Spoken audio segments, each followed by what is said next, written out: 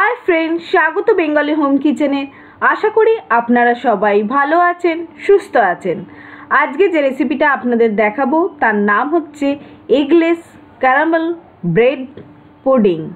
এই ধরনের নতুন নতুন রেসিপি শিখতে হলে অবশ্যই আমার চ্যানেলটাকে সাবস্ক্রাইব করতে হবে আর সাবস্ক্রাইব বাটনের পাশে বেল বাটনটাকে প্রেস করে দিতে হবে যাতে আমি যখনই কোনো নতুন ভিডিও আপলোড করব আপনাদের কাছে যেন একটা নোটিফিকেশন যায়। ভীষণ সফট, ভীষণ ইয়ামি একটা রেসিপি আর খুব সহজেই আমি বানিয়ে দেখিয়েছি আপনাদের, যাতে আপনারা খুব সহজেই এটা বাড়িতে বানাতে পারেন।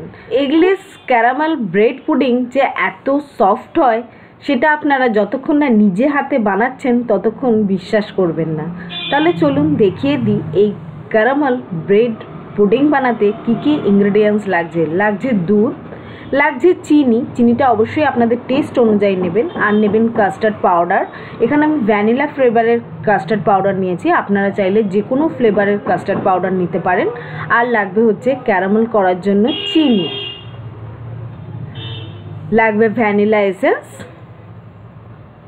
আপনারা এর জায়গায় যে কোনো এসেন্স ব্যবহার করে করতে পারেন। আর লাগবে ব্রেড, আমি এখানে 4টে স্লাইস পিস নিয়েছি ব্রেডের, হোয়াইট ব্রেড নিয়েছি আমি এখানে। ইনগ্রেডিয়েন্টসের ডিটেলস ডেসক্রিপশান বক্সে দেওয়া থাকবে, কত কি পরিমাণ আমি নিয়েছি এবং কি কি ইনগ্রেডিয়েন্টস নিয়েছি দেখে নিতে পারেন। এবার পাউরুটির ধারগুলো আমি আগে কেটে বাদ দিয়ে দেবো, যে ব্রাউন অংশটা থাকে সেটা আমি কেটে বাদ দিয়ে দেবো। 4টে পিসেরই কিন্তু বাদ দিয়ে দেবো, আমি এখানে 2টো পিসের বাদ দিচ্ছি, আরও 2টো পিসের যেগুলো আছে সেগুলোরও আমি বাদ দিয়ে দেবো।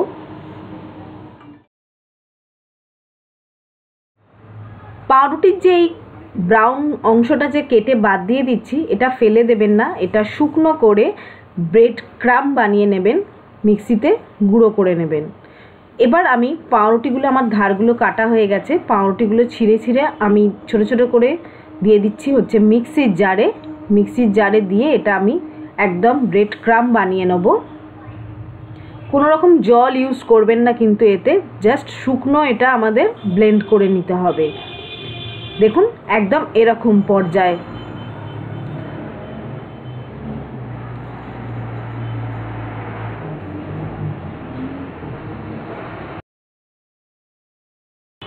আমি এখানে ক্যারামেলটা বানানোর জন্য কেক টিন নিয়ে নিয়েছি, আমি এখানে কেক টিন ইউজ করেছি, বাট আপনারা যে কোনো বাটি বা যে কোনো জিনিসে আপনারা করতে পারেন, স্টিলের বাটি বা সিলভারের যে কোনো বাটি ইউজ করতে পারেন।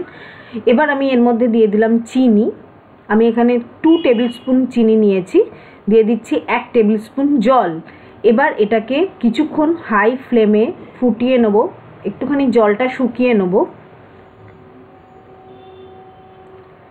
কিছুক্ষণের মধ্যেই দেখবেন চিনিটা জলের সাথে একদম মিশে গেছে এবং রসে পরিণত হয়েছে। তখন গ্যাসটা কমিয়ে দেবেন, একদম লো ফ্লেমে সমানে নেড়ে যেতে হবে। নাড়িয়ে দেখবেন ক্যারামেলের কালার এসে যাবে যখন, তখন গ্যাসটা বন্ধ করে দিতে হবে। আমি দেখিয়ে দিচ্ছি কোন পর্যায়ে অবধি করতে হবে। দেখুন হালকা হালকা আমাদের কিন্তু চিনির কালার চেঞ্জ হচ্ছে, তো বেশি কালো করে ফেলবেন না, বেশি কালো করে ফেললে কিন্তু একটু ধরা ধরা গন্ধ হয়ে যায়, সেটা ঠিক টেস্টে ভালো লাগে না, খেতেও ভালো লাগে না। ঠিক এই পর্যায়ে এলে এবার এটা আমি গ্যাসটা বন্ধ করে নাবিয়ে রেখে দিচ্ছি। এটা কিন্তু যে পরিমাণ গরম আছে আরও দেখবেন কালারটা চেঞ্জ হয়ে যাবে। তো আমি ওটা নাবিয়ে ঠান্ডা করতে দিলাম। এবার আরেকটা আমি ফ্রাইং প্যান নিয়ে নিয়েছি, ফ্রাইং প্যানের মধ্যে দিয়ে দিচ্ছি দুধ। আমি এখানে আমুলের গোল্ড দুধ ইউজ করেছি, যেটা ফুল ক্রিম মিল্ক দুধ। তো ঘন দুধ নেওয়াই ভালো, তাতে খেতে এবং টেস্টে অনেক বেশি ভালো হয় পুডিংটা। আর এর মধ্যে দিয়ে দিলাম স্বাদ মতো চিনি আর কাস্টার্ড পাউডারটা দিয়ে ভালো করে মিশিয়ে নেব। তারপর গ্যাস জ্বালবো। গ্যাসটা যদি আগে আপনারা জেলে দেন, দুধটা যদি গরম হয়ে যায় তাহলে কিন্তু কাস্টার্ড পাউডারটা দুধের সাথে ভালো করে মিশবে না, ডেলা হয়ে থাকবে। তো সেই জন্য গ্যাস বন্ধ করে দুধ, চিনি এবং কাস্টার্ড পাউডার একসাথে মিশিয়ে তারপর ফ্রাইং প্যানে দিয়ে গ্যাসটা জেলে এটাকে ফোটাতে হবে। এবার এখন দিয়ে দিচ্ছি আমি ভ্যানিলা এসেন্সটা আমি দিচ্ছি 1 টিস্পুন। আপনারা আপনাদের টেস্ট অনুযায়ী দেবেন, কেউ ফ্লেভার বেশি পছন্দ করে, কেউ ফ্লেভার কম পছন্দ করে। এবার এটা সমানে নেড়ে যেতে হবে মিডিয়াম ফ্লেমে যতক্ষণ না ঘন হচ্ছে। কোন পর্যায়ে অবধি নাড়তে হবে সেটা আপনারা খুব ভালো করে ভিডিওয়ে দেখে নেবেন। এই রেসিপিটা নিয়ে যদি কোনো প্রশ্ন থাকে আপনাদের, অবশ্যই আমাকে কমেন্টস বক্সে করবেন, আমি তার রিপ্লাই দিয়ে দেবো। আমি যে পরিমাণ বানাচ্ছি সেই পরিমাণ ঘন হতে মোটামুটি 3 থেকে 4 মিনিট সময় লেগেছে। আর কাস্টার্ড যত ঘন হতে থাকবে গ্যাসটা কিন্তু কমিয়ে দেবেন, নাহলে তলায় ধরে যেতে পারে, আর সমানে কিন্তু নেড়ে যেতে হবে। তো এটা একদম রেডি হয়ে গেছে। এবার আমি গ্যাস বন্ধ করে দিয়েছি। গ্যাস বন্ধ করে দেওয়ার পর কিন্তু পাউরুটির যে গুঁড়োটা করে রেখেছি সেই পাউরুটির পাউডারটা আমাদের মেশাতে হবে, ব্রেড ক্রামটা মেশাতে হবে এবং খুব ভালো করে মেশাতে হবে। এই মিশ্রণটা বেশি পাতলা রাখলে চলবে না। দেখুন ব্রেড ক্রামটা মেশানোর পর আমার বেশ ঘন হয়ে গেছে, তো ঠিক এরকম পর্যায়ে রাখতে হবে। এবার এটা আমাদের কেক টিনের মধ্যে দিয়ে দিতে হবে। এটা কিন্তু ঠান্ডা করলে চলবে না, গরম অবস্থাতেই কিন্তু আমাদের এরকম কেক টিনের মধ্যে দিয়ে দিতে হবে, কারণ ঠান্ডা করলেই কিন্তু জমে যাবে।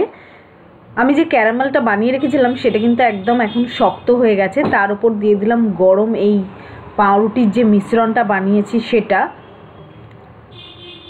এবার এটা ভালো করে সমান করে দিতে হবে ওপরটা, যাতে সুন্দর দেখতে হয়। আর একটু ট্যাপ করে দিলাম যাতে ভেতরে এয়ার বাবলস না তৈরি হয়। এবার এর ওপরে দিয়ে দিলাম অ্যালুমিনিয়ামের সিডস,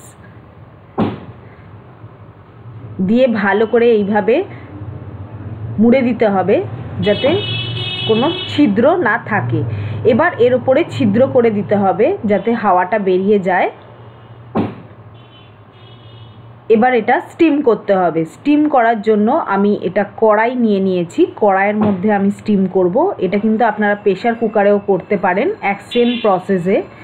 কড়াইয়ের মধ্যে দিয়ে দিয়েছি ছোট কাপের 1 কাপ জল, আর তার উপর দিয়ে দিলাম একটা ছোট বাটি দিতে পারেন বা স্ট্যান্ড দিতে পারেন। তার উপরে পুডিংয়ের বাটিটা এরমভাবে বসিয়ে দিতে হবে। দেখে নেবেন যেন জল ফুটলে পুডিংয়ের বাটিটা না পড়ে যায়। এবার এটা চাপা দিয়ে আমাদের স্টিম করতে হবে মোটামুটি 25 থেকে 30 মিনিটের জন্য। কিন্তু মাঝে খুলে দেখে নেবেন, যদি জল শুকিয়ে গিয়ে থাকে তাহলে জল দিয়ে দিতে হবে। আর এটা আমাদের স্টিম করতে হবে মিডিয়াম টু লো ফ্লেমে।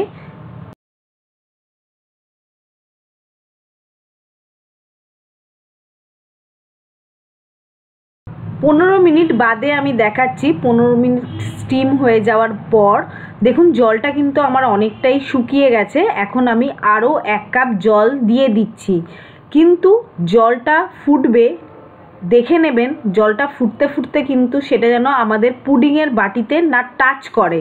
পুডিংয়ের বাটিতে যেন টাচ করলে চলবে না, সেই পর্যায়ে কিন্তু আমাদের গ্যাসটা রাখতে হবে, গ্যাসের ফ্লেমটা।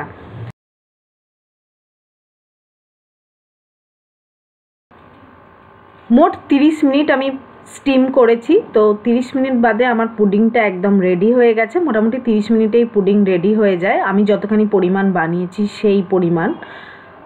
এবার বার করে আমি 30 মিনিট ঠান্ডা করে তারপর এটা আমি খুলে দেখাচ্ছি। সাথে সাথে পুডিং নাবিয়েই কিন্তু গ্যাস থেকে বার করতে যাবেন না, তাতে পুডিং ভেঙে যেতে পারে, নষ্ট হয়ে যেতে পারে। তো সেই জন্য 30 মিনিট একটু রেস্ট করবেন, রুম টেম্পারেচারে এলে তারপর এটা আপনারা প্লেটিং করবেন।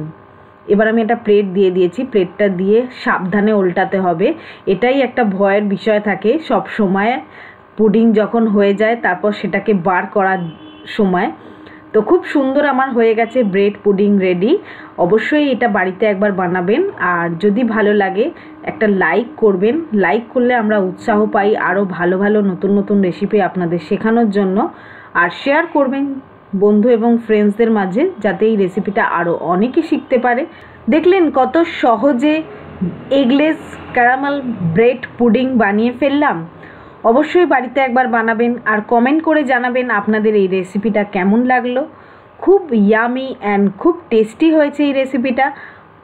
আজকের মতো এখানেই শেষ করলাম। টাটা বন্ধুরা, সবাই ভালো থাকবেন, সুস্থ থাকবেন।